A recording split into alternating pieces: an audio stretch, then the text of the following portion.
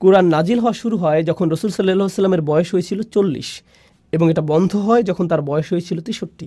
এটি 23 বছরের খুবই সংক্ষিপ্ত একটি সময়। আর এই সময়ের মধ্যে অবিশ্বাস্য একটি বিপ্লব ঘটে গেল। পৃথিবীর মানচিত্রের অজ্ঞাত উপেক্ষিত এই অংশে, মরুভূমির মাঝখানে, যেখানে কোনো বড় সাম্রাজ্য ছিল না, মহান কোনো ঐতিহাসিক বা কোনো স্কলার এবং এ জাতীয় কিছুই ছিল না, সম্পূর্ণরূপে অজ্ঞাত সেই স্থানে একটি বিপ্লব ঘটে গেল। একটি বিপ্লব যা মানুষকে ভিতর থেকে পরিবর্তন করে দিল। তাদের সব কিছুই পরিবর্তিত হয়ে গেল। কিভাবে তারা জীবনকে দেখত, দুঃখ এবং আনন্দ সম্পর্কে তারা কিভাবে চিন্তা করত, জীবনে তাদের অগ্রাধিকার কী ছিল, কার্যত সব কিছু পরিবর্তিত হয়ে গেল। খাবার খাওয়ার পদ্ধতি, তাদের ঘুমানোর পদ্ধতি, কিভাবে তারা বিবাহ করবে, কাকে বিবাহ করবে, কিভাবে তালাক দিবে, জীবন মৃত্যু সম্পর্কে তাদের ভাবনা কি, কিভাবে তারা নিজেদেরকে পরিষ্কার করবে, কিভাবে তারা তাদের সময় কাটাবে, তাদের অগ্রাধিকার কি হবে প্রতিদিন, প্রতি বছর এবং সমগ্র জীবনের বিবেচনায়, তারা কি ভালোবাসবে এবং কি ঘৃণা করবে, তাদের সব কিছু অভ্যাসগত দিক থেকে সব কিছু পরিবর্তিত হয়ে গেল। এক ব্যক্তিগত পরিবর্তন, কিন্তু এটা শুধুমাত্র ব্যক্তিগত পরিবর্তনের মধ্যেই সীমাবদ্ধ ছিল না, একই সাথে এটা ছিল সামাজিক পরিবর্তনও।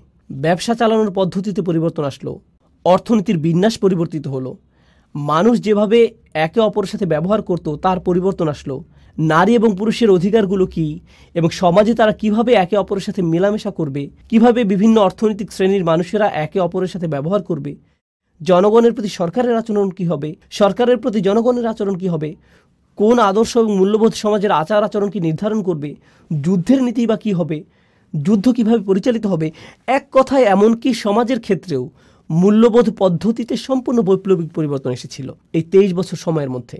ঐতিহাসিক দৃষ্টিকোণ থেকে একটি নির্দিষ্ট সমাজে ঘটে যাওয়া এটা ছিল আসলে অভূতপূর্ণ এক পরিবর্তন। উপরন্তু আপনি যদি এই বিষয়টি চিন্তা করেন, এই মানুষগুলোর ছিল হাজার বছরের পুরনো ঐতিহ্য এবং সংস্কৃতি। আর যখন মানুষ শত শত বছর ধরে একটি ঐতিহ্য অনুসরণ করে আসে, তখন তারা এটাতে খুবই অভ্যস্ত হয়ে যায়। পরিবর্তন করা সহজ কোনো কাজ নয়, কিন্তু কিছু একটা ঘটে গেছে এই সময়ের মধ্যে যা তাদেরকে এমনভাবে পরিবর্তন করেছে যার সাথে মানব ইতিহাসের অন্য কোনো পরিবর্তনের তুলনাই হয় না। আর শুধু তাই না, শুধুমাত্র বিশ্ব মানচিত্রের ছোট সেই অংশ পরিবর্তন হয়েই থেমে থাকেনি, বরং এর ফলশ্রুতিতে মাত্র কয়েক বছরের মধ্যেই পৃথিবীর মানচিত্র পরিবর্তিত হয়ে গিয়েছে চিরদিনের জন্য। সেই 23 বছরে যা ঘটে গেছে তার জন্যই আপনি এবং আমরা অনেকেই আজ মুসলিম। এটা একটা অবিশ্বাস্য ধরনের পরিবর্তন যা পৃথিবীকে পরিবর্তিত করে চলছে আজকের দিন পর্যন্ত। এটা শুরু হয়েছিল তখন, আর এর প্রভাব এখনও চলমান। ইতিহাসবিদদের দৃষ্টিকোণ থেকে একে দেখতে পারেন, রাষ্ট্রবিজ্ঞানের দৃষ্টিকোণ থেকে, সমাজবিজ্ঞানের দৃষ্টিকোণ থেকে, অর্থনীতিবিদের দৃষ্টিকোণ থেকে। তারা এই পরিবর্তনকে পর্যবেক্ষণ করতে পারে এবং পরিমাপ করতে পারে এবং দেখতে পারে কিভাবে মানচিত্র পরিবর্তিত হয়েছে, কিভাবে রাজনীতি পরিবর্তিত হয়েছে, কিভাবে ইসলাম বিস্তার লাভ করেছে।